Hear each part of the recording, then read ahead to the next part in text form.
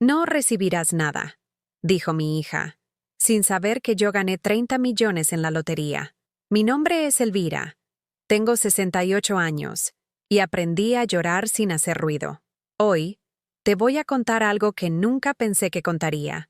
Y si tú, por un segundo, sientes que esto te parece familiar, solo te pido que dejes un like y te suscribas, porque esta historia puede ayudar a alguien a acercarse al amor de Dios. Amén. Son las 5:30 de la mañana en Guadalajara, y ya estoy despierta. No porque quiera, sino porque el dolor en mis rodillas no me deja dormir más de 4 horas seguidas. Mi habitación en el albergue cristiano, Nuestra Señora del Refugio, huele a desinfectante barato y a las oraciones susurradas de 5 mujeres más que, como yo, aprendieron que sus hijos pueden convertirse en extraños de la noche a la mañana. Me siento en el borde de mi catre, el mismo que he ocupado desde hace 8 meses, desde que mi hija Daniela decidió que ya no merecía vivir en la casa que construí con mis propias manos, junto a mi difunto esposo Tomás.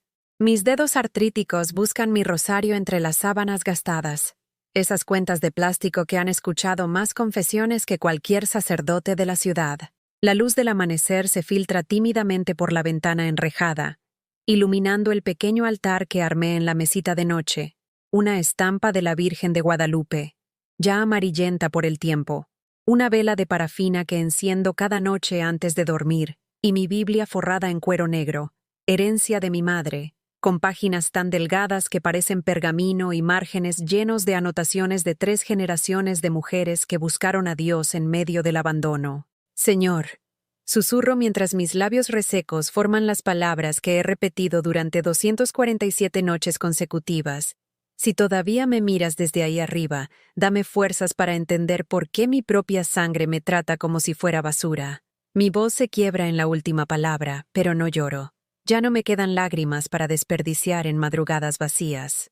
A mi izquierda, doña Socorro ronca suavemente, abrazada a una fotografía de sus nietos que no la han visitado en 2 años.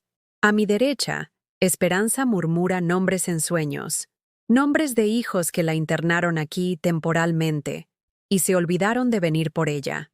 Cada una de nosotras carga una historia de amor no correspondido, de sacrificios ignorados, de décadas entregadas a familias que nos escupieron cuando ya no fuimos útiles. El teléfono vibra sobre mi mesita. Es un mensaje de WhatsApp que hace que mi corazón se acelere con una esperanza patética y desesperada. Tal vez sea Daniela. Tal vez finalmente recapacitó. Tal vez. Es del abogado Martínez, el hombre que se encargó de los trámites del testamento de Tomás el año pasado. Su mensaje es formal, frío, pero las palabras que leo hacen que mis manos tiemblen tanto que casi dejo caer el teléfono. Señora Morales, apareció documentación pendiente del patrimonio de su esposo. Bienes que no fueron declarados en el primer inventario. Necesito verla urgentemente. Es importante que venga acompañada de sus herederos directos. Herederos directos. Daniela. La misma Daniela que hace 3 días me gritó por teléfono que era una vieja inútil que solo sabía rezar y llorar, cuando le pedí que me llevara al doctor porque la presión arterial me tiene mareada desde hace semanas.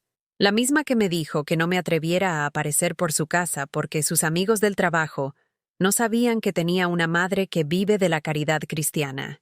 Me levanto despacio, mis huesos crujen como madera vieja, y camino hacia el pequeño espejo rajado que cuelga sobre el lavamanos comunal. La mujer que me devuelve la mirada tiene el cabello gris recogido en un moño sencillo, arrugas profundas que mapean 68 años de sonrisas forzadas y preocupaciones silenciosas, y unos ojos café que alguna vez brillaron de felicidad pero ahora solo reflejan resignación. Mis manos, manchadas por la edad y endurecidas por años de lavar, planchar, cocinar y cuidar a una familia que me pagó con desprecio, sostienen el teléfono mientras marco el número de Daniela. Cada timbre es una súplica, una esperanza de que tal vez esta vez su voz no suene como una navaja cuando me hable. ¿Qué quieres ahora? Su tono es un veneno que se derrama por el auricular. En el fondo escucho música, risas, el tintineo de copas. Está en una fiesta. Por supuesto que está en una fiesta. Daniela siempre está celebrando algo mientras yo me marchito en soledad. Hija, mi voz suena más pequeña de lo que quiero. El abogado de tu papá me escribió. Dice que hay bienes pendientes, que necesita verte. El silencio que sigue es peor que cualquier grito. Puedo escuchar su respiración agitada, el cálculo frío de cuánto dinero podría estar en juego, la molestia de tener que lidiar conmigo para conseguirlo. No te confundas, Elvira, dice finalmente, y el hecho de que me llame por mi nombre en lugar de mamá es una bofetada que me deja sin aire. Tú no eres familia, eres una carga que papá me dejó cuando se murió. Lo único que vas a recibir de esa herencia es lo mismo que mereces. Nada. Y no te atrevas a aparecer en mi casa otra vez. Mis hijos no necesitan ver de dónde viene la genética de fracasada. La línea se corta.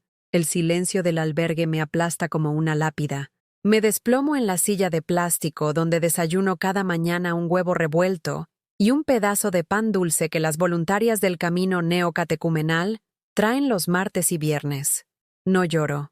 Solo me quedo ahí, sosteniendo el teléfono como si fuera una granada a punto de explotar, respirando el aire cargado de abandono que flota en cada rincón de este lugar, donde las madres vienen a morir en vida. Por la ventana, veo a una madre joven empujando una carriola por la banqueta de enfrente. Su bebé llora, y ella se detiene, lo carga con ternura infinita, le da besos en la frente mientras le susurra palabras de amor. Y yo recuerdo cuando Daniela era así de pequeña, cuando me necesitaba, cuando sus bracitos regordetes se aferraban a mi cuello como si yo fuera lo único real en el mundo. Ahora soy lo único que quiere borrar del mundo. Señor, susurro mientras mis dedos buscan el crucifijo que cuelga de mi cuello, el mismo que Tomás me regaló el día de nuestra boda bajo un árbol de jacarandas en 1977. Si todavía me miras, dame justicia, no venganza, justicia. El eco de mi oración se pierde entre los ronquidos de mis compañeras de desgracia. Mujeres que como yo descubrieron que el amor de madre no siempre es correspondido, que criar hijos no garantiza compañía en la vejez, que hay soledades más profundas que la muerte misma. Pero algo en mi pecho, una chispa diminuta que se niega a apagarse, me dice que esta historia apenas está comenzando. Durante los siguientes 3 días, no pude sacarme de la cabeza las palabras de Daniela. No eres familia, eres una carga. Cada vez que cerraba los ojos, escuchaba su voz fría, calculadora, como si estuviera hablando de deshacerse de un mueble viejo que ya no le servía. Me senté en el pequeño jardín del albergue, bajo la sombra de un nogal que alguien plantó hace décadas, y abrí mi Biblia en el libro de Job. Las páginas crujieron como huesos secos mientras buscaba las palabras que mi madre solía leerme cuando era niña. Aunque me mate, en él esperaré. Pero esta vez, las letras se veían borrosas a través de las lágrimas que finalmente decidieron caer. ¿Cómo llegamos a esto, Daniela? ¿Cómo una niña que mamó de mi pecho, que lloró en mis brazos durante sus pesadillas, que me juró amor eterno cada día de las madres, se convirtió en esta mujer que habla de mí como si fuera una enfermedad contagiosa? Recuerdo cuando tenía 8 años y se enfermó de bronquitis. Durante 6 noches seguidas me quedé despierta junto a su cama, poniendo paños húmedos en su frente, dándole jarabe cada 4 horas, rezando el rosario completo mientras ella dormía con dificultad. Tomás trabajaba en el turno nocturno de la fábrica de textiles, así que era solo ella y yo contra la fiebre que no cedía. La 7ª noche, cuando finalmente la fiebre bajó, Daniela abrió sus ojitos hinchados y me dijo: «Mami, cuando sea grande voy a cuidarte como tú me cuidas a mí. Te lo prometo por la Virgen de Guadalupe». Sellamos esa promesa con un beso en su frente sudorosa, y yo creí con toda mi alma que las promesas hechas por niños enfermos eran las más sagradas del mundo. ¡Qué ingenua fui! Cuando cumplió 15 años, le organicé una fiesta de quinceañera con el dinero que había estado ahorrando durante 3 años, peso por peso, vendiendo tamales los domingos en la salida de misa de las 12. Trabajé turnos extra en la lavandería de Doña Carmen, lavando montañas de ropa sucia hasta que mis manos se agrietaron y sangraron, todo para verla bailar el vals con su vestido rosa, que costó más de lo que yo ganaba en 6 meses. Esa noche, Mientras la veía girar en la pista de baile del salón Las Flores, que habíamos rentado en la calzada Independencia, pensé que todo el sacrificio había valido la pena. Era la quinceañera más hermosa de todo Guadalajara, y yo era la madre más orgullosa. Hasta sus amigas me dijeron que era la mamá más dedicada que habían conocido. Pero cuando el DJ anunció el momento del agradecimiento a los padres, Daniela tomó el micrófono y solo mencionó a su papá. Habló de lo trabajador que era, de cómo él sacaba adelante la familia con su esfuerzo. De mí no dijo ni una palabra, ni siquiera mi nombre. Esa noche lloré en silencio mientras lavaba los platos de la fiesta, diciéndome que era solo nerviosismo, que las niñas de 15 años no saben expresar gratitud, que ya maduraría. Siempre encontraba excusas para su frialdad. Siempre. Cuando se embarazó a los 19 años de ese muchacho irresponsable que la dejó apenas supo la noticia, fui yo quien vendió mis aretes de oro, los únicos que tenía, para pagarle el doctor privado porque no quería que la atendieran en el Seguro Social. Fui yo quien la acompañó a cada cita médica, quien le sobó los pies hinchados durante 9 meses, quien se quedó con ella en el hospital durante las 36 horas de trabajo de parto. Cuando nació mi nieto Rodrigo, Daniela me pidió que me mudara a su casa para ayudarla con el bebé. «Necesito a mi mamá», me dijo llorando, y mi corazón se derritió como mantequilla al sol. Pensé que finalmente había recuperado a mi hija. Durante 2 años fui la niñera gratuita, la cocinera de tiempo completo, la que se levantaba a las 3 de la mañana cuando Rodrigo lloraba para que Daniela pudiera dormir. Limpié vómitos, cambié pañales, canté canciones de cuna hasta quedarme ronca, mientras ella salía con sus amigas y yo me quedaba en casa cuidando lo mío, como decía. Cuando Rodrigo cumplió 2 años y Daniela conoció a Esteban, su actual marido, las cosas cambiaron. Él era un ingeniero con buen sueldo y aspiraciones sociales que no incluían a una suegra naca, que vivía de arrimada en su casa. Comenzaron los comentarios sutiles, que yo cocinaba muy condimentado, que mis programas de televisión eran muy ruidosos, que mis oraciones matutinas despertaban a la gente decente. El día que me pidieron que me fuera, Daniela no pudo mirarme a los ojos. Se quedó viendo la televisión mientras Esteban me explicaba con su sonrisa de vendedor de autos que era hora de que yo tuviera mi propio espacio, que ellos necesitaban privacidad como pareja, que ya habían encontrado un lugar muy bonito donde yo estaría cómoda con gente de mi edad. Ese lugar muy bonito resultó ser un cuarto de azotea en casa de mi comadre Refugio, donde viví 4 años durmiendo en un colchón sobre el piso de cemento, escuchando las goteras durante la temporada de lluvias y aguantando los comentarios pasivo-agresivos de su nuera, que me veía como una carga más en su presupuesto familiar. Cuando Tomás se enfermó del corazón, Daniela aparecía en el hospital solo cuando había médicos presentes, para demostrar que era una hija preocupada.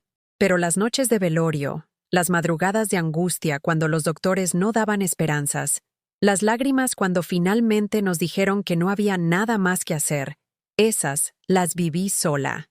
Durante los últimos meses de vida de Tomás, cuando ya no podía levantarse de la cama, fui yo quien le daba las medicinas, quien lo bañaba, quien le leía pasajes de la Biblia cuando el dolor no lo dejaba dormir. Daniela llegaba los domingos por 2 horas. Se tomaba fotos junto a su papá para subirlas a Facebook con mensajes emotivos sobre el amor familiar, y se iba antes de que tuviera que ayudar con algo concreto. El día del funeral, lloró dramáticamente frente a todo el mundo, como si hubiera perdido al amor de su vida. La gente comentaba qué hija tan devota, qué dolor tan grande. Nadie sabía que en los últimos 5 años apenas lo había visitado, que sus llamadas duraban menos de 3 minutos, que sus nietos ni siquiera sabían cómo se llamaba su abuelo. Después del sepelio, cuando estábamos repartiendo las pertenencias de Tomás, Daniela tomó todo lo que tenía valor: sus herramientas, su reloj, la televisión nueva, incluso su ropa, para dársela a gente necesitada. A mí me dejó sus medicinas vencidas y una foto de nuestra boda que ya estaba descolorida. «Esto es lo que te corresponde, mamá», me dijo mientras empacaba la vajilla buena en cajas de cartón. «Papá siempre dijo que las cosas materiales no importan para la gente religiosa como tú. Durante las siguientes semanas traté de quedarme en la casa, la misma que construimos ladrillo por ladrillo con nuestros ahorros de 20 años.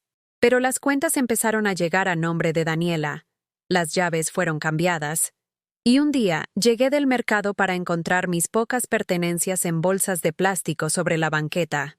«Es que necesitamos vender la casa urgentemente», me explicó Esteban con esa sonrisa que había aprendido a odiar. «El mercado inmobiliario está muy bueno ahorita. No podemos perder la oportunidad».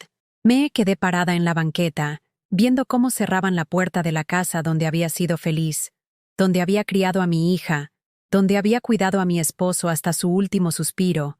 Los vecinos me miraban desde sus ventanas con pena, pero nadie se atrevía a intervenir en problemas de familia.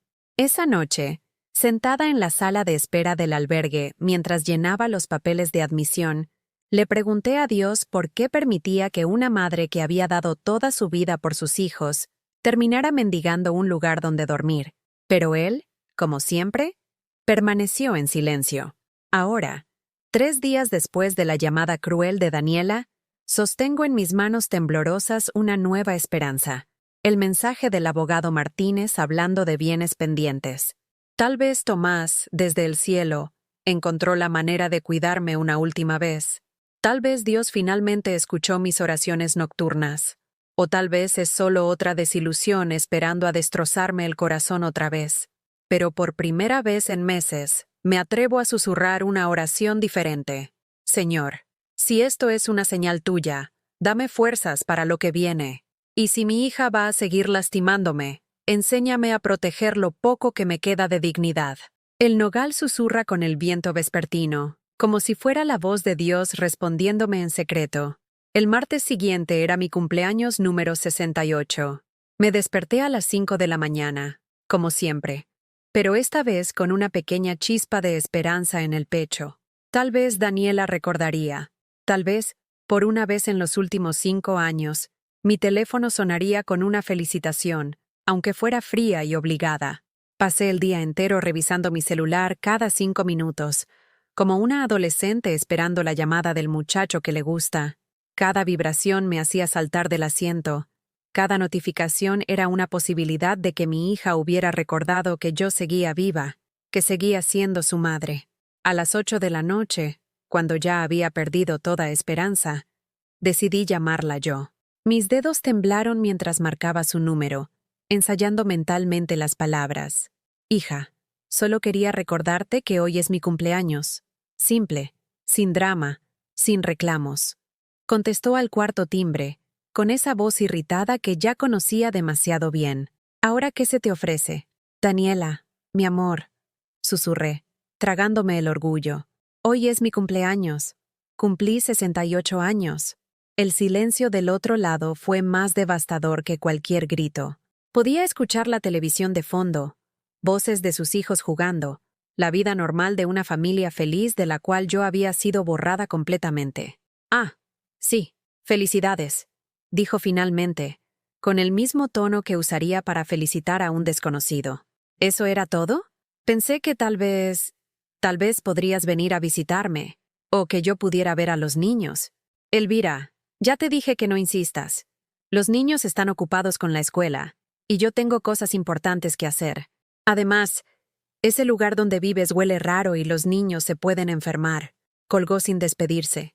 Me quedé ahí, sosteniendo el teléfono muerto contra mi oreja, esperando que tal vez volviera a sonar, que tal vez fuera una broma cruel del destino, y mi hija realmente me llamaría para decirme que me amaba.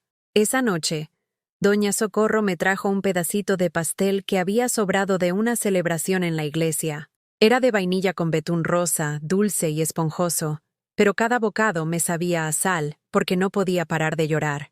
Mis compañeras del albergue cantaron Las Mañanitas, desafinadas, pero con cariño genuino, y por un momento me sentí querida por alguien en este mundo. Pero cuando se apagaron las velas y cada una se fue a su cama, me quedé sola con la realidad. Había cumplido 68 años, y mi propia hija no solo no lo recordó, sino que le molestó que se lo recordara. 2 semanas después descubrí algo que me partió el alma en pedazos aún más pequeños. Estaba en el mercado San Juan de Dios, comprando verduras con los pocos pesos que me quedaban de mi pensión miserable. Cuando escuché la risa inconfundible de Daniela, me escondí detrás de un puesto de flores, como una ladrona, para verla.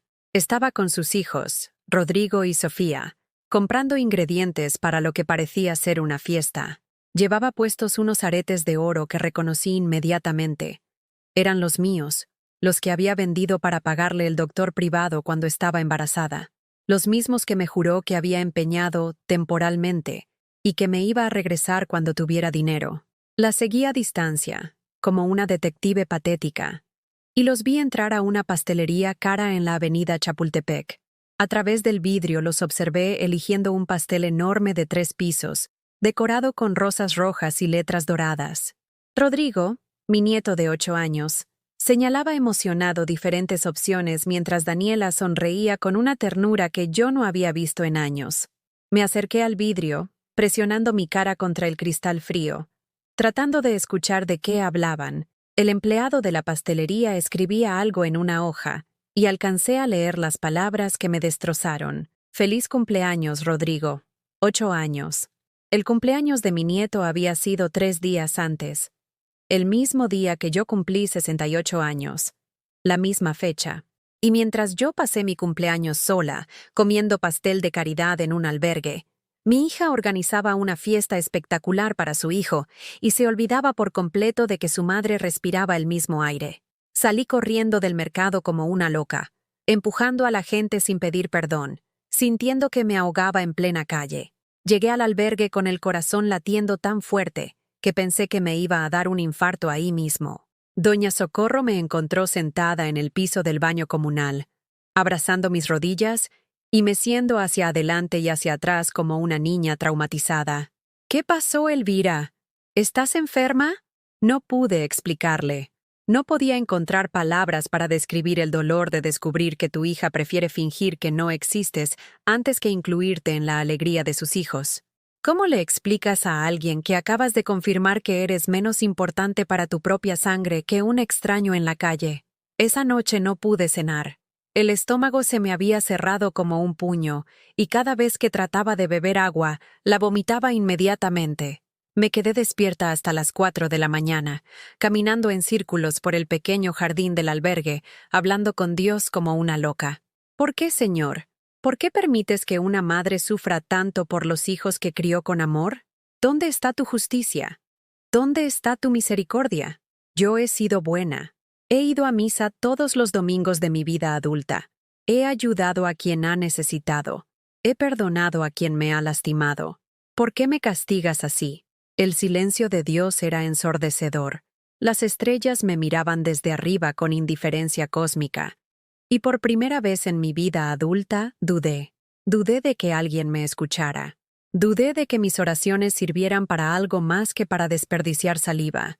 Dudé de que existiera algún plan divino que justificara tanto sufrimiento. Al día siguiente no pude levantarme de la cama. Literalmente. Mis piernas no respondían, como si mi cuerpo hubiera decidido rendirse antes que mi alma. Doña Socorro tuvo que ayudarme a ir al baño. Me trajo el desayuno a la cama, y cuando traté de sostener la taza de café, mis manos temblaban tanto que derramé todo el líquido sobre las sábanas. La directora del albergue, hermana Guadalupe, una monja de 70 años con ojos bondadosos pero firmes, se sentó junto a mi cama esa tarde. Elvira, llevas 3 días sin comer bien. Esto no puede seguir así. ¿Quieres contarme qué está pasando? Le conté todo. Desde la llamada cruel de Daniela hasta el descubrimiento en la pastelería, hermana Guadalupe me escuchó sin interrumpir, asintiendo de vez en cuando, limpiando mis lágrimas con un pañuelo que olía a lavanda. Hija mía, me dijo finalmente, el abandono de los hijos es una de las cruces más pesadas que puede cargar una madre, pero no puedes permitir que la crueldad de otros destruya tu fe en el amor de Dios. Pero es que ya no sé si Dios me escucha, hermana. He rezado tanto, he pedido tanto, y cada día mi situación empeora. Tal vez mi hija tiene razón. Tal vez soy una fracasada que solo sabe llorar y rezar. No digas eso jamás. Su voz se volvió severa por primera vez. Una mujer que sacrificó su vida entera por sus hijos no es una fracasada. Es una mártir silenciosa, y Dios no olvida a sus mártires. Pero sus palabras, aunque bien intencionadas, se sentían vacías, como globos que flotan bonito, pero no tienen sustancia adentro. Esa noche, por primera vez en 40 años, no recé antes de dormir. Me quedé acostada, mirando al techo agrietado, sintiéndome más sola que nunca. Ni siquiera las oraciones me consolaban ya. Habían perdido su poder, como baterías gastadas que ya no pueden dar energía a nada. Y justo cuando pensé que había tocado fondo, cuando creí que ya no podía dolerme más, sonó mi teléfono con un mensaje que cambiaría todo. Era del abogado Martínez, y esta vez su tono era urgente. Señora Morales, necesito verla mañana mismo, sin falta. Lo que encontramos va a cambiar su vida para siempre. Me senté en la cama, temblando. ¿Sería otra decepción? ¿Otra esperanza falsa que me destruiría aún más? Ya no tenía fuerzas para más golpes, pero algo adentro de mí, algo que había quedado de la mujer que una vez fui, me susurró: «Levántate, Elvira. Una vez más. Levántate». La oficina del licenciado Martínez olía a cuero viejo y café recalentado. Me senté en la silla frente a su escritorio de madera oscura, con las manos sudorosas apretando mi bolsa de plástico, donde llevaba mis únicos documentos importantes. El abogado, un hombre de 60 años con bigote canoso y lentes gruesos, revisaba una carpeta llena de papeles con expresión seria.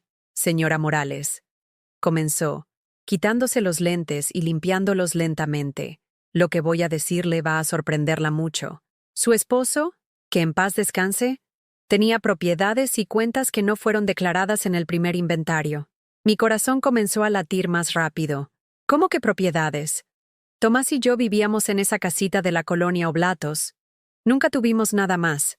Resulta que don Tomás heredó de un tío lejano, hace como 20 años, una casa en Tapalpa, una casa colonial de 2 plantas con terreno amplio.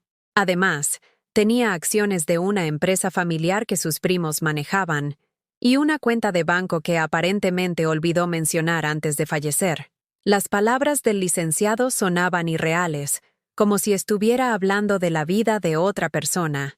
Pero, ¿por qué Tomás nunca me dijo nada? Según los documentos, él intentó hacer los trámites hace algunos años, pero se complicaron por problemas legales con otros familiares. Parece que decidió dejarlo pendiente. La casa en Tapalpa está valuada en aproximadamente 2 millones de pesos. Las acciones valen cerca de 800,000. Y en la cuenta bancaria hay... Hizo una pausa dramática. 1.200.000 pesos. Me quedé sin aire. 4 millones de pesos.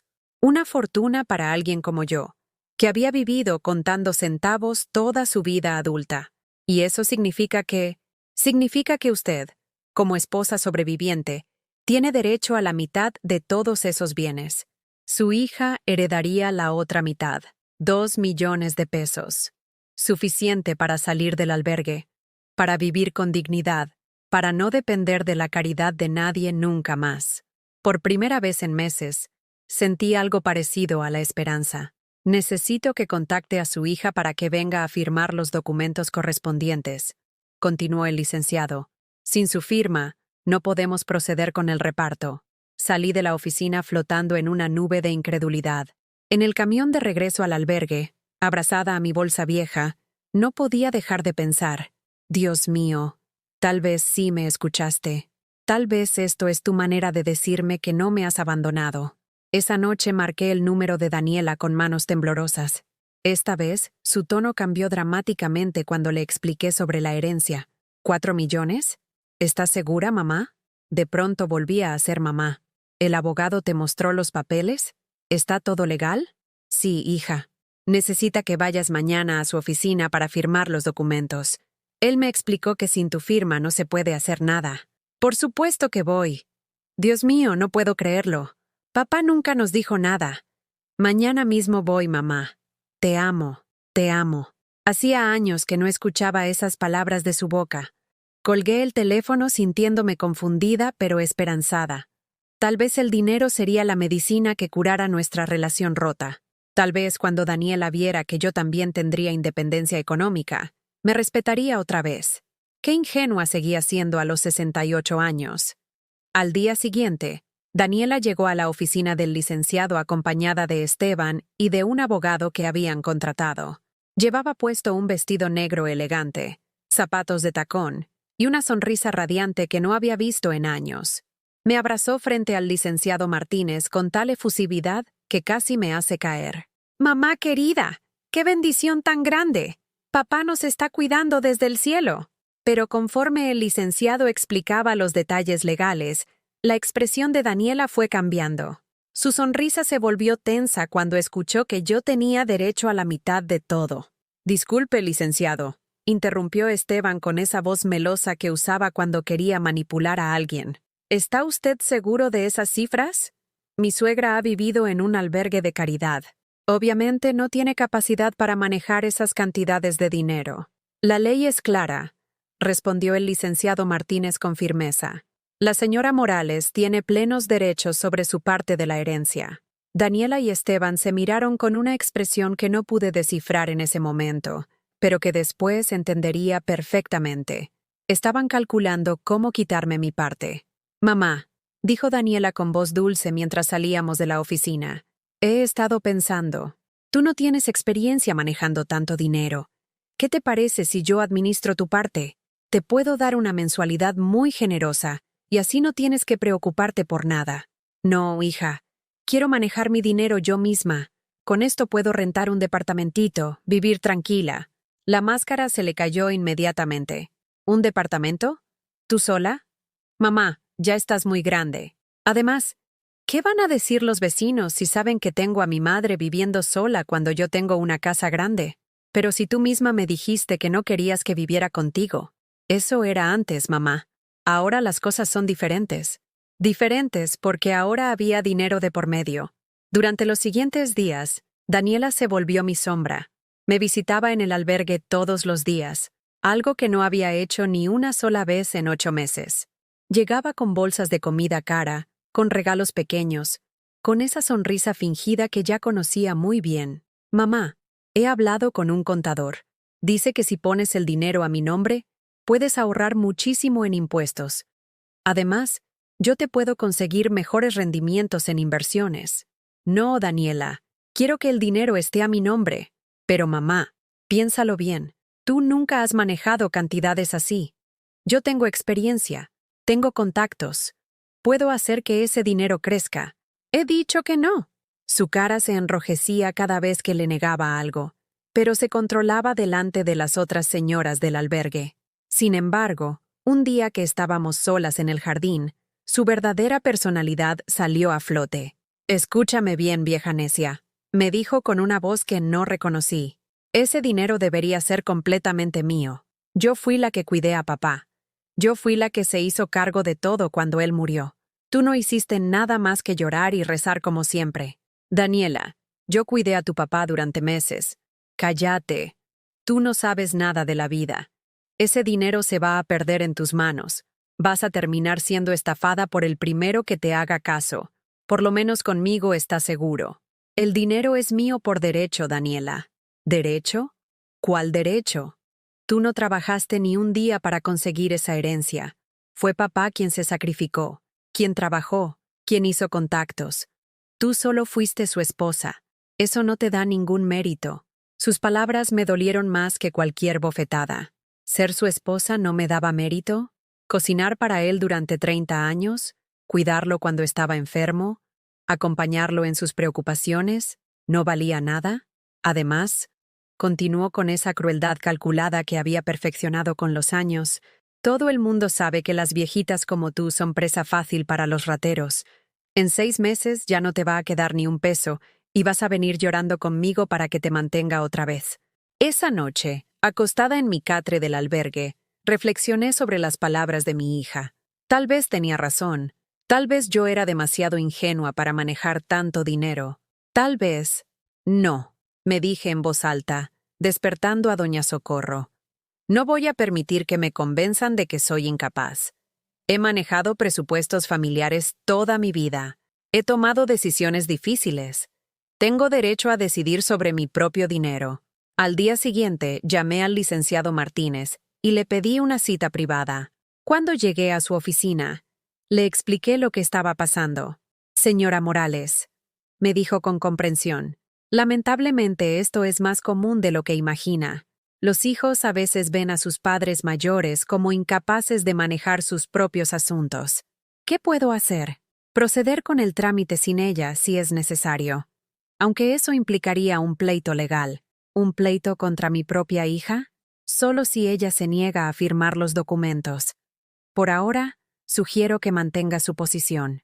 Ese dinero es legalmente suyo. Salí de la oficina más determinada que nunca. Cuando Daniela me llamó esa tarde para insistir con lo de administrar mi dinero, le dije algo que nunca pensé que sería capaz de decirle a mi propia hija. Daniela, el dinero es mío, y yo decido qué hacer con él. Si no puedes aceptar eso, entonces no tenemos nada más que hablar. Hubo un silencio largo del otro lado de la línea. Después, su voz sonó fría como el hielo. Está bien, mamá. Pero cuando te estafen y te quedes sin nada, no vengas a buscarme. Esta es tu decisión, y vas a vivir con las consecuencias. Y colgó. Esa noche lloré hasta quedarme sin lágrimas. No por el dinero, sino porque acababa de confirmar que mi hija me amaba condicionalmente, solo cuando yo tenía algo que ella quería. Durante una semana entera, Daniela no me habló. Era un silencio diferente al de siempre, cargado de amenaza y resentimiento, pero por extraño que parezca, ese silencio me tranquilizó. Por primera vez en años, no tenía que caminar sobre cascarones de huevo, esperando su próximo insulto o desprecio. El viernes por la mañana, tomé una decisión que cambiaría todo. Me levanté antes del amanecer. Me peiné con cuidado. Me puse mi vestido azul marino, el mismo que usé para la boda de Daniela, y salí del albergue con un propósito que no había sentido en décadas. Primero fui al banco. Con mis documentos temblando en las manos, hablé con la ejecutiva de cuentas, una muchacha joven de unos 30 años que me trató con la paciencia que merecía alguien de mi edad. Quiero abrir una cuenta personal, le dije con voz firme, solo a mi nombre, para cuando reciba una herencia. Por supuesto, señora. ¿La cuenta será mancomunada con algún familiar? No, solo mía. Era la primera vez en mi vida adulta que abría una cuenta bancaria completamente independiente. Durante mi matrimonio, todas nuestras cuentas eran conjuntas, y después de la muerte de Tomás, había dependido de la caridad y de los pocos pesos de mi pensión. Firmar esos documentos se sintió como reclamar una parte de mí misma que había olvidado que existía. Después fui a una agencia inmobiliaria pequeña en la colonia americana. El agente, un señor mayor que me recordó a mi difunto esposo, me mostró fotografías de departamentos modestos pero dignos. Le dije señalando un departamento de 2 recámaras cerca del Parque Agua Azul. Me gusta este. Es un edificio tranquilo, señora. Muchos inquilinos son personas de la tercera edad. El departamento tiene vista al parque y está cerca de iglesias, mercados, transporte público. ¿Cuánto necesito para rentarlo? 2 meses de depósito más el primer mes. Serían 15,000 pesos en total. 15,000 pesos. Una cantidad que antes me habría parecido imposible, pero que ahora, con la herencia pendiente, se sentía alcanzable. En cuanto resuelva unos asuntos legales, vuelvo con el dinero, le prometí. La sonrisa que se dibujó en mi cara mientras caminaba por las calles de Guadalajara era genuina por primera vez en meses. Podía imaginarme despertando en mi propia cama, en mi propio espacio, sin tener que pedir permiso para usar el baño o para encender la televisión, sin tener que escuchar los ronquidos de 5 desconocidas, sin tener que agradecer cada plato de comida como si fuera caridad. Pero mi felicidad duró poco. Esa tarde, cuando regresé al albergue, me esperaba una sorpresa desagradable. Daniela estaba sentada en la sala de visitas, pero no sola. La acompañaban Esteban, su abogado, y una mujer mayor que no conocía. «Mamá», dijo Daniela con una sonrisa que no llegaba a sus ojos. «Ella es la doctora Patricia Ruiz, psiquiatra. Vinimos porque estamos preocupados por ti». Mi sangre se heló. ¿Preocupados por qué? La doctora Ruiz, una mujer de unos 50 años con lentes y expresión seria, abrió una carpeta. «Señora Morales, Su hija me ha contado que usted ha estado teniendo comportamientos erráticos, decisiones impulsivas con respecto a dinero, negativa a aceptar ayuda familiar, aislamiento social. ¿Qué? No podía creer lo que escuchaba. ¿De qué está hablando? Mamá, intervino Daniela con voz melosa. Tú misma dijiste que querías vivir sola, que querías manejar cantidades grandes de dinero sin experiencia. Eso nos preocupa mucho. También me informaron, continuó la psiquiatra, que usted ha estado teniendo episodios de llanto frecuentes, que habla sola, que a veces no reconoce la realidad de su situación económica. ¡Eso es mentira!, grité, algo que jamás había hecho en público. Todo lo que están diciendo es mentira. Hermana Guadalupe, que había escuchado mi grito desde su oficina, apareció en la sala. ¿Qué está pasando aquí?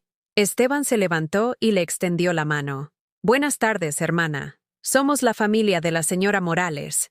Estamos preocupados por su salud mental. La señora Morales está perfectamente bien, respondió hermana Guadalupe con firmeza. Es una de nuestras residentes más cuerdas y responsables. Hermana, insistió Daniela, mi madre está a punto de recibir una herencia considerable y tememos que no tenga la capacidad mental para manejarla. Queremos lo mejor para ella. Lo que siguió fue la hora más humillante de mi vida. La psiquiatra me hizo preguntas como si fuera una niña. ¿Qué día era? ¿Quién era el presidente? ¿Cuánto era 2 más 2? Me pidió que dibujara un reloj, que repitiera listas de palabras, que recordara eventos recientes. Respondí todo correctamente, por supuesto. Pero el simple hecho de estar siendo evaluada como si fuera una demente me llenó de una rabia que no sabía que podía sentir. Los resultados de esta evaluación preliminar, dijo la doctora al final, indican que la señora Morales está orientada en tiempo, espacio y persona. Sin embargo, recomiendo una evaluación más profunda antes de que tome decisiones financieras importantes. ¿Una evaluación más profunda?, pregunté. Sí, en mi clínica. Son unas pruebas que duran varios días. No, dije cortante. No voy a ir a ninguna clínica. No voy a permitir que me traten como si estuviera loca porque quiero manejar mi propio dinero. Daniela se acercó a mí con esa expresión de falsa preocupación que había perfeccionado. Mamá, solo queremos cuidarte. Si realmente estás bien, las pruebas lo van a demostrar, y entonces todos estaremos tranquilos. ¿Y si me niego? El abogado de Daniela, que había permanecido callado todo el tiempo, habló por primera vez. Señora Morales, si usted se niega a la evaluación psicológica, su familia puede solicitar una declaración de incapacidad mental ante un juez. Sería un proceso legal más complicado y doloroso para todos. Ahí estaba la amenaza real. Si no me sometía voluntariamente a sus pruebas psicológicas, buscarían la manera de declararme incompetente legalmente. Y si lo lograban, Daniela tendría control total sobre mi herencia. Necesito tiempo para pensarlo. Mentí. Ya sabía cuál era mi respuesta, pero necesitaba que se fueran para poder actuar. Después de que se marcharon, hermana Guadalupe se sentó conmigo en el jardín. Elvira, ¿tú confías en esa hija tuya? Ya no, hermana. Ya no confío en ella para nada. Entonces no vayas a esas pruebas. Un juez necesita evidencia real de incapacidad mental. Y tú estás más cuerda que muchas personas de la mitad de tu edad. Esa noche no dormí. Me quedé despierta planeando. Por primera vez en mi vida iba a luchar. No por dinero, sino por mi dignidad, por mi derecho a decidir sobre mi propia vida. Al día siguiente, muy temprano, fui directo a la oficina del licenciado Martínez. Le conté todo lo que había pasado. Señora Morales, me dijo con seriedad, esto es un intento de manipulación legal. Su hija está tratando de declararla incompetente para controlar la herencia. ¿Pueden hacerlo? Solo si realmente hubiera evidencia de incapacidad mental, lo cual no es el caso, pero pueden complicar mucho el proceso. Mi recomendación es que procedamos inmediatamente con el reparto de la herencia, antes de que ellos tomen acciones legales más agresivas. ¿Se puede hacer sin la firma de Daniela? En este caso específico, sí. Como usted es la cónyuge supérstite, tiene derechos que no dependen de la aprobación de los herederos. Podemos iniciar el proceso y notificarla legalmente. Firmé todos los documentos necesarios esa misma mañana. Mis manos no temblaron ni una sola vez. Por primera vez en décadas, me sentí dueña de mi propio destino. Cuando salí de la oficina del abogado, caminé por las calles del centro de Guadalajara con una sensación que había olvidado completamente. La libertad. No la libertad de hacer lo que quisiera, sino la libertad de no tener que pedir permiso, de no tener que justificar mis decisiones ante nadie. Esa tarde llamé a Daniela. Mi voz sonó diferente, más firme, cuando le dije: «Hija, he decidido proceder con la herencia, con o sin tu cooperación». «¿Qué quieres decir con eso?» «Que ya no voy a permitir que me trates como si fuera una incapaz. Soy tu madre, no tu enemiga. Pero si insistes en tratarme como tal, entonces vamos a ser enemigas». Hubo un silencio largo del otro lado de la línea. «Esto no va a quedar así, mamá. Te lo advierto». «Lo sé, hija, pero ya no me importa». Y por primera vez en mi vida adulta, realmente no me importaba. El miedo a perder el amor de mi hija había desaparecido, porque finalmente había entendido que ese amor nunca había existido realmente. Esa noche dormí profundamente por primera vez en meses. Soñé que volaba sobre Guadalajara, libre como los pájaros que cantaban en el nogal del albergue. Y cuando desperté, todavía podía sentir el viento bajo mis alas. 3 días después de haber firmado los documentos con el licenciado Martínez, recibí una llamada que había estado esperando, pero que aún así me heló la sangre.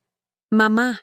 La voz de Daniela sonaba forzadamente calmada, como cuando trataba de controlar su temperamento frente a extraños.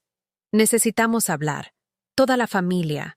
Esteban insiste en que tengamos una reunión civilizada para resolver este malentendido». «No hay ningún malentendido, Daniela. Ya tomé mi decisión. Por favor, mamá. Solo una conversación. En mi casa. Van a estar mis hijos también. Ellos quieren verte». La mención de Rodrigo y Sofía me provocó una punzada en el pecho. Mis nietos. Los niños que alguna vez corrían hacia mí gritando: «¡Abuela!», cada vez que me veían, que me pedían que les contara cuentos de princesas y santos, que se quedaban dormidos en mis brazos mientras les cantaba las mismas canciones de cuna que una vez le canté a su madre. ¿Cuándo fue la última vez que los había visto? ¿6 meses? ¿1 año? Daniela había ido alejándolos poco a poco, con excusas siempre razonables: que tenían mucha tarea, que estaban enfermos, que tenían compromisos sociales más importantes que visitar a su abuela en el albergue. «Está bien», dije finalmente, «pero que sea rápido». El domingo por la tarde llegué a la casa que una vez fue mía, la misma donde había vivido los últimos años de mi matrimonio, donde había cuidado a Tomás durante su enfermedad, donde había esperado morir en paz rodeada del amor de mi familia. La fachada seguía siendo la misma, pero alguien había plantado flores nuevas en el jardín delantero y había pintado la puerta de un azul brillante que no recordaba. Daniela me abrió con una sonrisa que no llegaba a sus ojos, vestida como si fuera a una junta de trabajo, traje sastre negro, cabello perfectamente peinado, maquillaje impecable. Me saludó con un abrazo que se sintió tan frío como un apretón de manos de negocios. «Pasa, mamá. Todos te están esperando». En la sala que antes había sido mi refugio para las tardes de costura y televisión, me esperaba lo que solo podía describir como un tribunal familiar. Esteban estaba sentado en el sillón principal, con su laptop abierta y una carpeta de documentos sobre la mesa de centro. A su lado estaba su hermano mayor, un contador que nunca me había dirigido la palabra en los 10 años que llevaba conociendo a la familia. En las sillas del comedor, que habían movido a la sala para la ocasión, estaban los padres de Esteban, una pareja de 60 y tantos años que siempre me habían visto con el desprecio reservado para la gente que consideraban de clase inferior. Pero lo que más me dolió fue ver a Rodrigo y Sofía, mis nietos de 8 y 6 años, sentados en un rincón con sus tablets, completamente ajenos a lo que estaba pasando, como si su abuela fuera solo un mueble más en la decoración de la sala. «Siéntate aquí, mamá», me indicó Daniela, señalando una silla que habían colocado en el centro, de manera que todos pudieran verme, y yo tuviera que mirar a cada uno de ellos. Me sentí como una acusada frente a un jurado. Esteban cerró su laptop y me dirigió esa sonrisa condescendiente que había perfeccionado durante años de vendernos seguros y préstamos a personas desesperadas. Elvira, gracias por venir.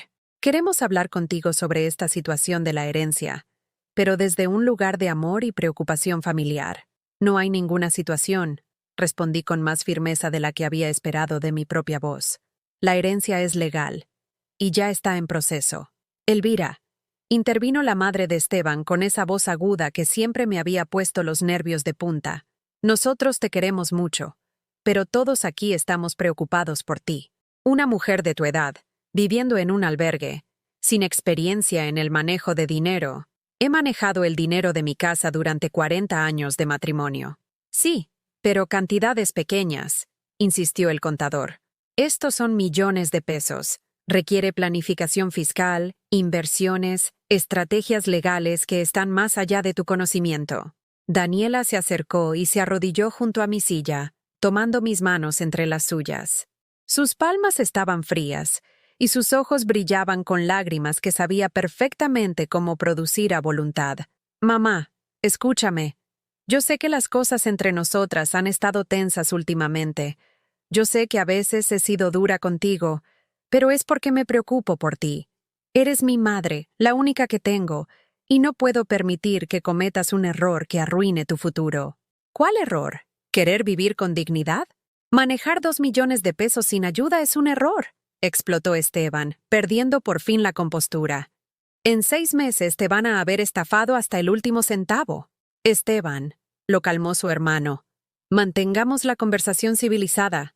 Pero yo había visto la verdadera cara detrás de la máscara, y eso me dio fuerzas para hacer algo que nunca había hecho en mi vida: defenderme. ¿Saben qué? Me levanté de la silla, y por primera vez en años me sentí más alta de lo que realmente era. Ustedes no están preocupados por mí. Están preocupados por el dinero que no van a poder controlar. ¡Mamá! Daniela se levantó también, con las mejillas rojas de indignación. ¿Cómo puedes decir eso? Somos tu familia. ¿Familia? Me reí. Y el sonido que salió de mi garganta era amargo como la hiel. ¿Familia es no llamarme en 8 meses? ¿Familia es olvidar mi cumpleaños? ¿Familia es amenazarme con declararme loca para robarme mi herencia? Nadie quiere robarte nada, gritó Esteban. Entonces explícame por qué están todos aquí, organizados como un consejo de guerra, tratando de convencerme de que entregue mi dinero. El silencio que siguió fue ensordecedor. Hasta los niños levantaron la vista de sus tablets para mirar a los adultos que de repente se habían quedado sin palabras. Mira, Elvira, dijo finalmente el padre de Esteban con voz severa, vas a hacer lo que quieras de todas formas, pero cuando te estafen, cuando te quedes sin nada, no vengas a llorar aquí. No se preocupe, respondí con una calma que me sorprendió a mí misma. No voy a venir a llorar aquí nunca más. Daniela me miró con una expresión que no había visto nunca. Sorpresa genuina, como si por primera vez en su vida estuviera viendo a su madre como algo más que un objeto, que podía mover de un lado a otro según su conveniencia. ¿Qué significa eso? Respiré profundo y recité las palabras que había memorizado del Salmo 27. El mismo que había leído la noche que encontré el boleto de lotería entre sus páginas. Aunque mi padre y mi madre me abandonen, el Señor me recibirá. No metas a Dios en esto, me interrumpió Esteban con desprecio. Dios ya está en esto, le respondí mirándolo directamente a los ojos. Ha estado aquí desde el principio, esperando a que yo tuviera el valor de defenderme. Me dirigí hacia donde estaban mis nietos. Rodrigo, que ahora era casi tan alto como mi cintura, me miró con curiosidad. Sofía sonrió tímidamente, como si recordara vagamente quién era yo. Rodrigo, Sofía, les dije arrodillándome para estar a su altura. Quiero que sepan que su abuela los ama mucho. Y que cuando sean grandes, cuando puedan tomar sus propias decisiones, las puertas de mi casa siempre van a estar abiertas para ustedes. ¿Vas a tener casa propia, abuela?, preguntó Sofía con esa curiosidad inocente de los niños. Sí, mi amor. Voy a tener mi propia casa. ¡Qué padre! ¿Podemos ir a visitarte? Antes de que pudiera responder, Daniela tomó a Sofía del brazo y la apartó de mí. Los niños tienen que hacer tarea, dijo bruscamente. Me levanté y caminé hacia la puerta. Pero antes de salir, me di vuelta para mirar a mi hija por última vez. Daniela, yo te perdono. Te perdono por todo el daño que me has hecho, por todos los desprecios, por todas las humillaciones. No porque te lo merezcas, sino porque Jesucristo me enseñó a perdonar. Sus ojos se llenaron de lágrimas reales por primera vez en la tarde. Pero perdón no significa que voy a seguir permitiendo que me lastimen, continué. Desde hoy, tú decides si quieres tener una madre o si prefieres tener una enemiga, porque yo ya decidí que voy a vivir el resto de mis años con dignidad, con o sin tu aprobación. Salí de la casa cerrando la puerta suavemente tras de mí. No hubo gritos, no hubo portazos dramáticos. Solo el sonido silencioso de una mujer que finalmente había encontrado su voz. En el camión de regreso al albergue, mientras veía pasar las calles de Guadalajara por la ventana, sentí algo que no había experimentado en décadas. Paz. No felicidad, no euforia, solo una paz profunda que venía de saber que había hecho lo correcto, que había defendido mi dignidad sin faltar al respeto a nadie. Por primera vez en mi vida adulta, no tenía miedo de las consecuencias de mis decisiones, porque por primera vez en mi vida adulta, las decisiones habían sido completamente mías. Esa noche, antes de dormirme, abrí mi Biblia en el Salmo 27 y leí en voz alta las palabras que se habían vuelto mi himno de batalla. Una cosa he pedido al Señor, y esa buscaré, que esté yo en la casa del Señor todos los días de mi vida. Pero ahora sabía que la casa del Señor no era solo la iglesia. Era cualquier lugar donde una de sus hijas viviera con dignidad, con amor propio, con la frente en alto, y yo estaba lista para construir esa casa. 6 semanas después del confronto en casa de Daniela, estaba parada en la puerta de mi propio departamento, sosteniendo las llaves entre mis dedos temblorosos. El edificio residencial Agua Azul no era lujoso, pero era mío. Bueno, no mío en el sentido de propiedad, pero era el primer espacio en 8 años que podía llamar hogar sin tener que agradecer la caridad de nadie. El departamento tenía 2 recámaras pequeñas, una sala modesta, una cocina integral y una vista al parque Agua Azul que me quitaba el aliento cada mañana. Desde mi ventana podía ver las copas de los árboles donde los pájaros cantaban al amanecer, familias que paseaban con sus niños los fines de semana, y un kiosco donde una banda municipal tocaba cada jueves por la tarde.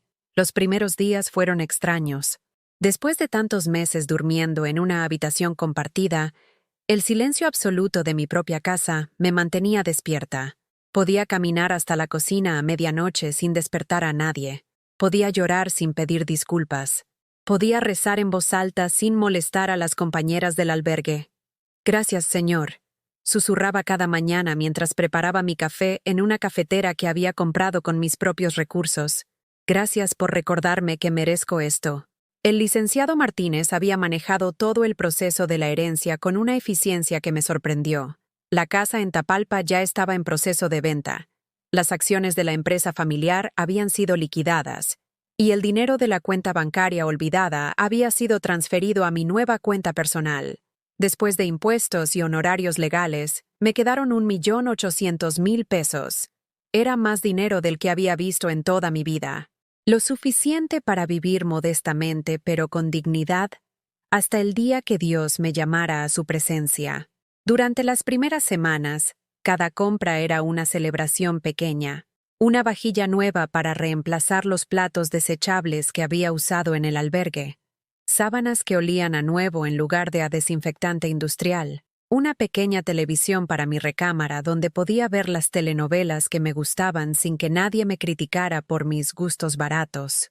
Pero lo más importante que compré fue una Biblia nueva, una edición hermosa con letra grande, pasta dura y páginas doradas en los bordes. La anterior, heredada de mi madre, se quedó en el albergue como donación para quien la necesitara. Esta nueva sería el símbolo de mi nueva vida, de mi renacimiento espiritual. Un martes por la mañana, mientras regaba las plantas que había comprado para el pequeño balcón, sonó el timbre. Mi corazón se aceleró inmediatamente. ¿Sería Daniela? ¿Habría venido finalmente a disculparse? ¿O tal vez a insultarme una vez más? Cuando abrí la puerta, no encontré a mi hija. Era una mujer de unos 50 años, delgada, con cabello corto y una sonrisa genuina que me recordó a hermana Guadalupe. Señora Morales, soy Carmen Valenzuela, del grupo de oración Mujeres de Fe de la Parroquia San José. Hermana Guadalupe nos contó su historia y nos dijo que se había mudado por aquí cerca. Sí, así es, respondí, todavía sorprendida. Nos preguntábamos si le gustaría acompañarnos a nuestras reuniones. Nos juntamos todos los miércoles en la Casa de Esperanza, aquí en la colonia. Somos mujeres que hemos pasado por diferentes pruebas de la vida y encontramos mucha fortaleza compartiéndolas entre nosotras. Hacía tanto tiempo que nadie me invitaba a nada que no supe qué responder inmediatamente. No quiero ser molestia. Para nada. Al contrario, nos encantaría conocerla mejor. Si gusta, puedo pasar por usted el miércoles como a las 4 de la tarde. Esa noche no pude dormir de la emoción. Hacía años que no tenía la oportunidad de hacer amigas nuevas, de pertenecer a un grupo donde mi presencia fuera deseada en lugar de tolerada. El miércoles siguiente, Carmen llegó puntual. Caminamos 3 cuadras hasta una casa modesta pero acogedora, donde nos esperaban 8 mujeres más. Cada una tenía una historia diferente: divorcios dolorosos, hijos que se habían alejado, enfermedades que habían puesto a prueba su fe, pérdidas económicas que las habían obligado a empezar de cero. Bienvenida, Elvira, me dijo Esperanza, la anfitriona. Una mujer robusta de 60 años con ojos bondadosos. Aquí todas hemos aprendido que Dios nunca nos abandona, aunque a veces parezca que sí. Durante esa primera reunión, escuché historias que me hicieron entender que mi sufrimiento no era único ni especial. Había otras madres que habían sido abandonadas por hijos ingratos. Había otras mujeres que habían perdido todo y habían tenido que reconstruir sus vidas desde cero después de los 50 años. ¿Quiere compartir algo con nosotras, Elvira?, me preguntó Carmen al final de la reunión. Respiré profundo y, por primera vez en años, conté mi historia completa. Desde el abandono de Daniela hasta la herencia inesperada, pasando por los meses en el albergue y la decisión de defender mi dignidad. Hablé por más de 20 minutos sin interrupciones, y cuando terminé, varias de las mujeres tenían lágrimas en los ojos. Hermana, me dijo una señora llamada Rosa, usted es un ejemplo de fortaleza para todas nosotras.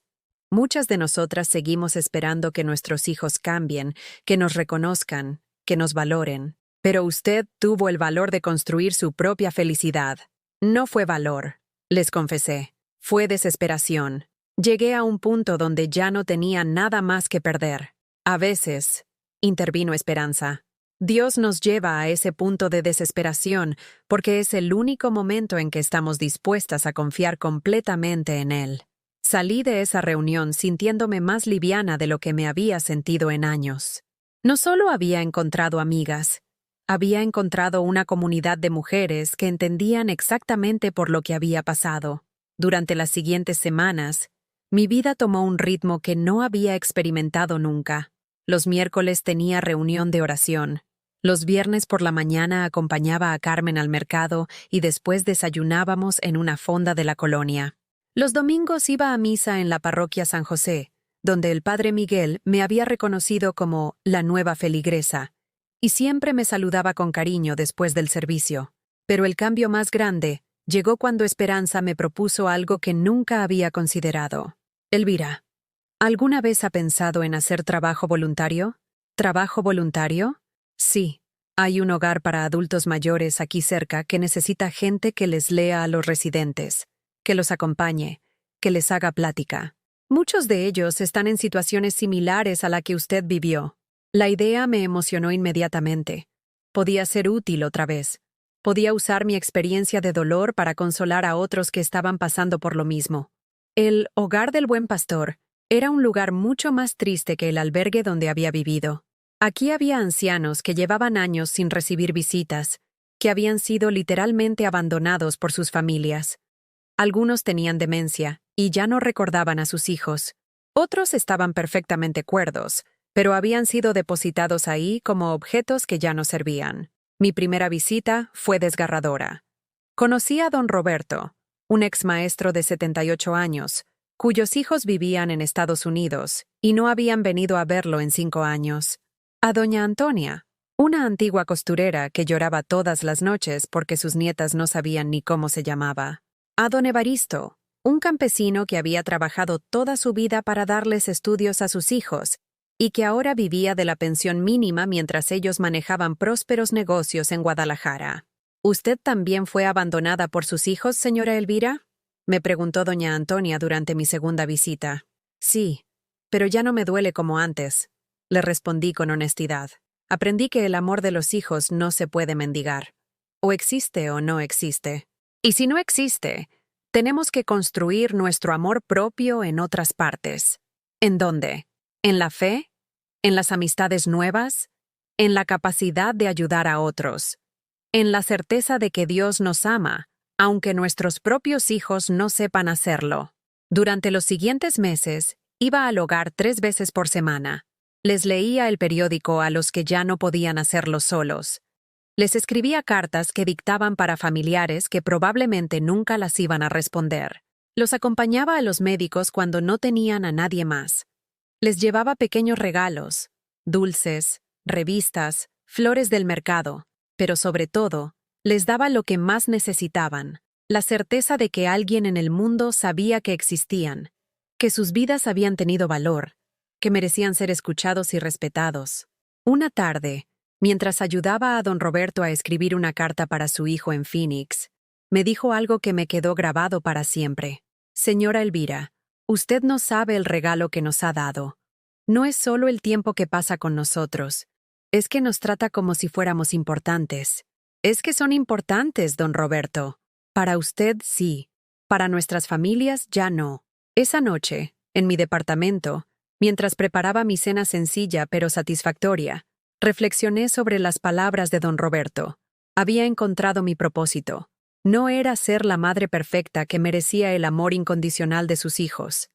Era ser la mujer de fe que podía acompañar a otros en su dolor, que podía transformar su propia experiencia de abandono en una fuente de consuelo para quienes más lo necesitaban. Por primera vez en décadas, me sentía completamente realizada. No porque hubiera recuperado el amor de mi hija, sino porque había encontrado una forma de amar que no dependía de ser correspondida. Gracias, Señor. Oré esa noche, arrodillada junto a mi cama como había hecho desde niña. Gracias por mostrarme que mi vida tiene propósito más allá de ser madre. Gracias por darme fuerzas para convertir mi dolor en medicina para otros. Y esa noche, por primera vez en años, dormí sin preguntarme si Daniela me echaría de menos. 8 meses después de mudarme a mi departamento, mientras regaba las begonias de mi balcón en una mañana dorada de noviembre, escuché el timbre. Era sábado, y no esperaba a nadie. Las mujeres del grupo de oración se reunían hasta el miércoles, y Carmen había viajado a Morelia a visitar a su hermana.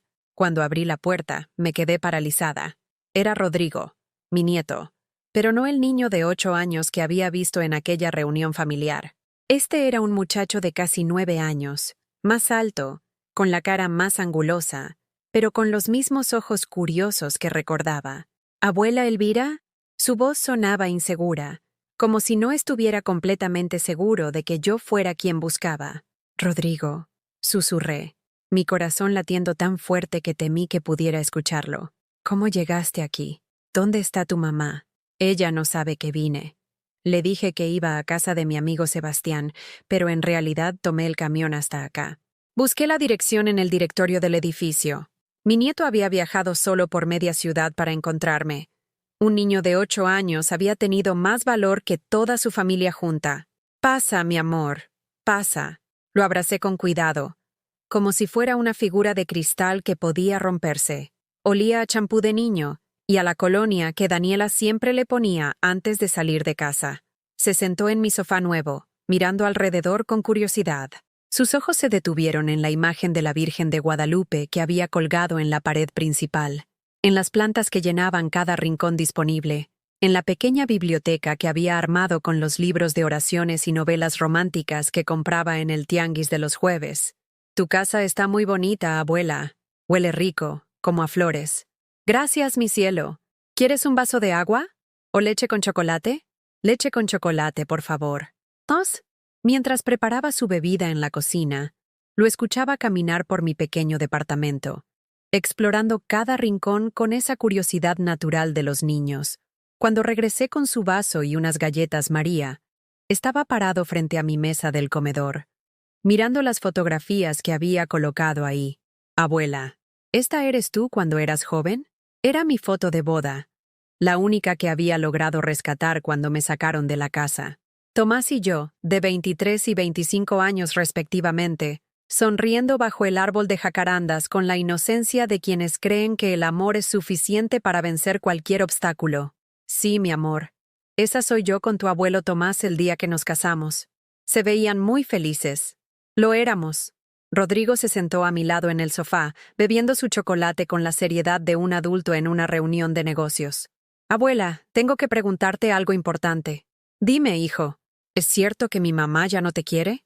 La pregunta me atravesó como una flecha, pero no porque me doliera. Me dolía porque un niño de 8 años había tenido que cargar con esa duda, con esa confusión de no entender por qué su abuela había desaparecido de su vida sin explicación. Tu mamá me quiere a su manera, Rodrigo, pero a veces los adultos nos confundimos y no sabemos cómo demostrar el amor. ¿Pero tú la quieres a ella? Por supuesto que la quiero. Es mi hija. Siempre la voy a querer. Entonces, ¿por qué ya no vives con nosotros? Me quedé en silencio un momento, buscando las palabras correctas para explicarle a un niño algo que hasta yo había tardado décadas en entender. A veces, mi amor, las personas necesitamos nuestro propio espacio para ser felices. Tu mamá necesita su casa con ustedes, y yo necesito mi casa donde puedo cuidar mis plantas, leer mis libros y ayudar a otras abuelitas que están solitas. ¿Ayudas a otras abuelitas? Sí. Hay un hogar aquí cerca donde viven señoras muy grandes que no tienen familia, o cuyas familias no pueden visitarlas. Yo voy a hacerles compañía, a leerles cuentos, a platicar con ellas. Rodrigo asintió con esa sabiduría natural de los niños que todavía no han aprendido a complicar las cosas simples. Eso está muy bien, abuela. Mi maestra dice que ayudar a otros es lo que hace Jesús feliz. Tu maestra tiene razón. Se quedó callado un momento, balanceando las piernas que no le llegaban al suelo. Abuela, ¿puedo venir a visitarte a veces? Sin que mi mamá se enoje. Mi amor, esta siempre va a ser tu casa. Pero tienes que pedirle permiso a tu mamá. No quiero que te metas en problemas por mi culpa. ¿Y si ella dice que no? Entonces esperaremos hasta que seas más grande y puedas tomar tus propias decisiones. Rodrigo se acercó y me abrazó con esa fuerza desesperada de los niños que sienten que algo importante se les está escapando. Te extraño, abuela. Sofía también te extraña, pero ella no se atreve a decirlo. Yo también los extraño mucho, mis amores. Lo acompañé de regreso a su casa en taxi, pagando el viaje sin quejarme del gasto.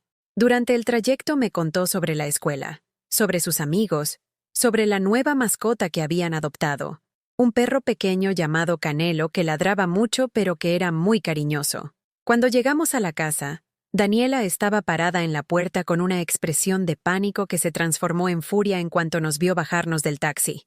«Rodrigo, te he estado buscando por toda la colonia. Vine a ver a mi abuela», respondió mi nieto con una valentía que me llenó de orgullo. Daniela me miró con esos ojos que conocía tan bien, ojos que habían aprendido a culparme por todo lo que salía mal en su vida. «¿Cómo se te ocurre traerte a mi hijo sin avisarme?» «Él vino solo, Daniela. Yo solo lo traje de regreso. Un niño de 8 años no viaja solo por la ciudad». «Tienes razón, pero él lo hizo porque tenía ganas de ver a su abuela. Tal vez deberías preguntarte por qué». Daniela tomó a Rodrigo del brazo, no con violencia, pero sí con la firmeza de alguien que quiere dejar claro quién tiene el control. «Rodrigo, entra a la casa. Vamos a hablar sobre esto». Antes de entrar, mi nieto se volteó hacia mí. «Abuela, ¿vas a estar bien?» «Voy a estar perfecta, mi amor. Cuídate mucho». Daniela y yo nos quedamos solas en la banqueta, bajo la sombra del mismo árbol donde Tomás había plantado un rosal, que ahora florecía sin que nadie lo cuidara. «No quiero que vuelvas a ver a mis hijos», me dijo con esa voz fría que había perfeccionado. «Daniela, son mis nietos. Son mis hijos, y yo decido quién los puede ver y quién no». La miré con una mezcla de tristeza y compasión que me sorprendió a mí misma. Esta mujer que tenía frente a mí, con su cabello perfectamente peinado y su ropa cara, no era la niña que había crecido en mis brazos. Era una extraña que había elegido el resentimiento por encima del amor, el control por encima de la familia.